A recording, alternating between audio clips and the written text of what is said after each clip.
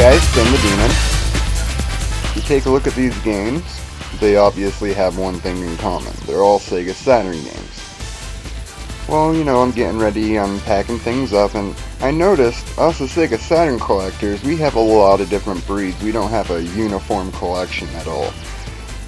So I thought it would be kind of cool to kind of compare the different variants of Sega Saturn cases that a retro gamer might encounter. First, we have the very nice but very fragile US long box, and these would be ideal. Usually they have a piece of foam in there to keep the book from sagging. There's also a couple of little tricks you can do with cardboard, as long as it's acid free, or manila envelopes to stop the manual sag. But these look really nice on the shelf. I really enjoy the standard US. But on a few of the US games, if they came bundled with something like the console or a 3D controller such as Knights, they might be in these nice standard small jewel cases. So you got that. Those are pretty much typically the two different types of US case you'll see. In Japan, their standard was the small case. If you look, and they have the little spine card, and of course there's some box sets and stuff you can do.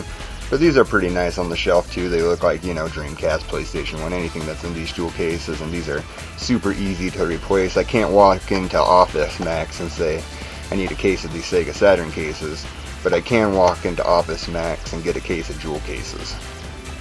Unless they're the nice double cases, which these are, you know, standard in pretty much any retro game that use these. There's a lot of games that would require multiple discs, so more likely you're familiar with this type of case. Over in Europe, which is kind of nice because they never have to worry about losing the artwork. If we miss in America, if you lose the manual, it looks pretty naked and it's missing its artwork. It doubles. On the PAL games, they got the nice print, but then they got this big book in here as well.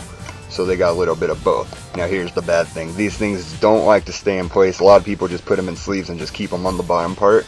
And there's like a little magnet or something, and they wear out, or a little teeny latch that's just horrible, and then they don't stay shut. So those are the little drawbacks on the PAL.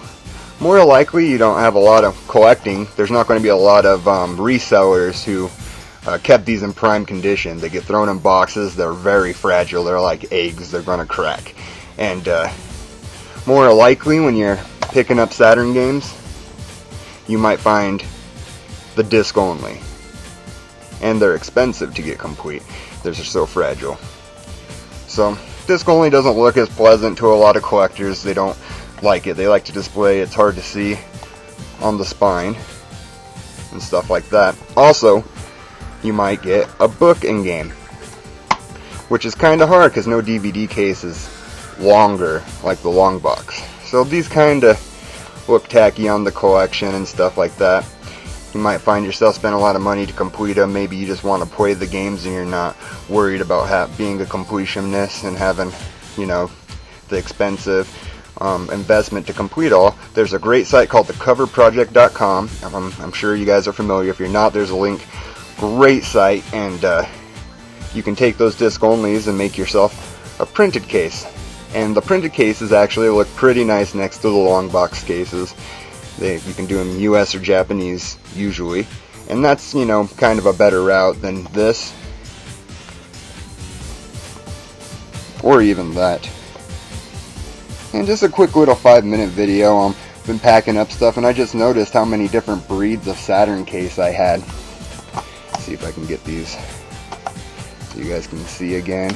Shouldn't have messed with them and just had them how I had them originally laid out. I mean,